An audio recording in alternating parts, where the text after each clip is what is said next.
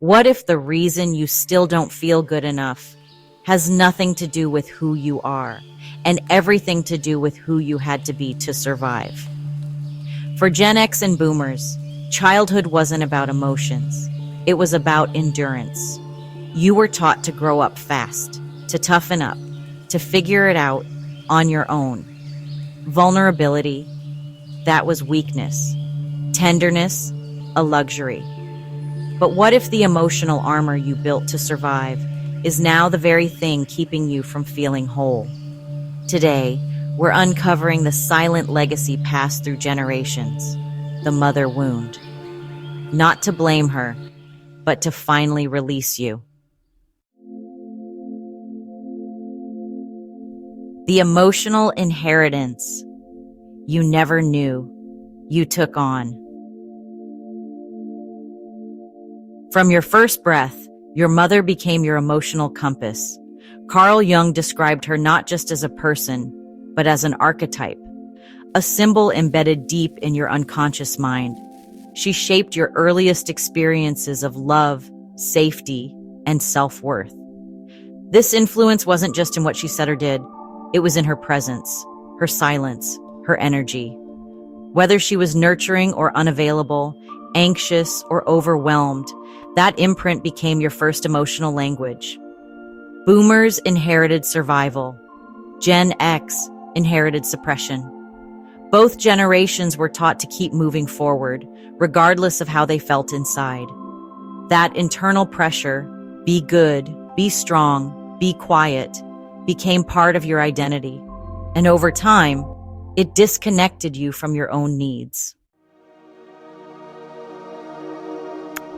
What are the roles you still play and why they exhaust you?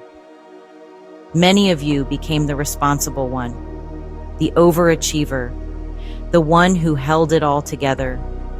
You weren't told to feel, you were expected to perform. You were praised for how much you could carry, not for how well you could understand yourself.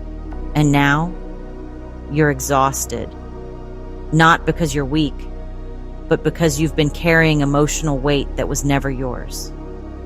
This is where Jung's idea of projection comes in. We repeat the emotional scripts of childhood over and over. The boss whose approval you crave, the partner you try to rescue or fix. These are echoes of the mother archetype still playing out through your adult life.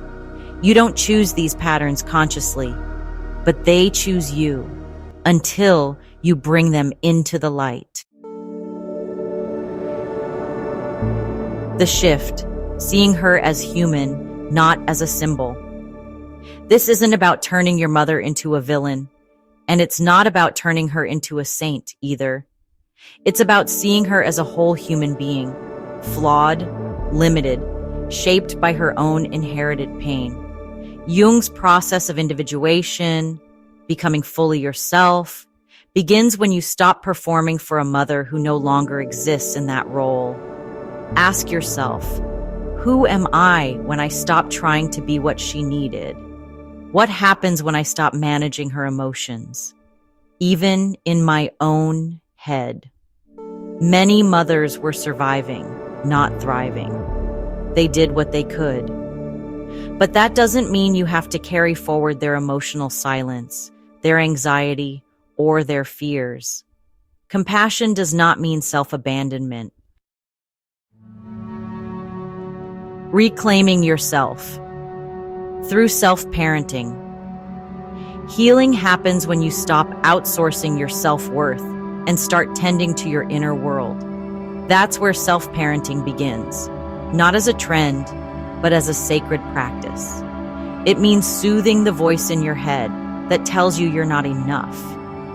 It means honoring your limits, resting without guilt, saying no without explanation. It means giving yourself the love you waited decades to receive. It also means questioning the beliefs you've inherited. Love must be earned. Vulnerability is weakness. I'm only valuable when I'm needed. Those aren't truths. They're emotional contracts made in childhood, and they can be rewritten. You become the parent your inner child was waiting for. You stop chasing healing through other people's eyes and finally see yourself clearly. This is the work of a lifetime, and you're doing it now. Not just for yourself, but for everyone who comes after you. When you see the pattern and choose differently, you interrupt the cycle. You become the legacy breaker, the one who looks back with compassion and forward with freedom. Your mother gave you the first chapter, but the rest of the story is yours. Boomers, it's not too late to soften. Gen X, it's safe to stop performing. This is your time, not to rewrite the past, but to reclaim your presence. Because you were never meant to carry her pain. You were meant to remember your wholeness.